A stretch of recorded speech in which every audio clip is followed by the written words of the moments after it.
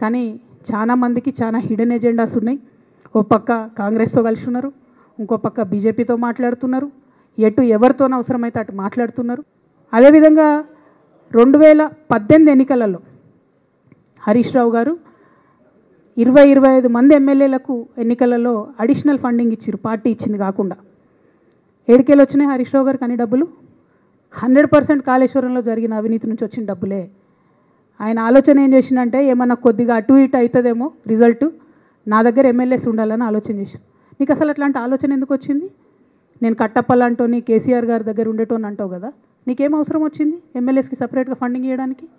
ఎవరికి తెలియదు అనుకుంటారా? ఇవి ఎవరు చెప్పరు అనుకుంటారా? ప్రతి ఒక్కరు చెప్తారు ఎమ్మెల్యేస్ ఓపెన్, నా పేర్లు కూడా తెలుసు, చెప్తే బాగుండదు, ఎమ్మెల్యేలు ఇబ్బంది పడతారు.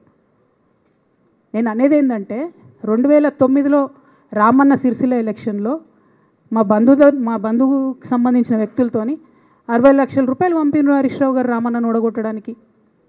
నిన్నగాక మొన్న ఒక వీడియో మీరు కూడా చూసిరు, ఒంటేరు ప్రతాప్ రెడ్డి గారిది. మీ మామయ్యను ఓడగొట్టమని ఎంతంటే అంత డబ్బులు ఇస్తా అని చెప్పిర్రని.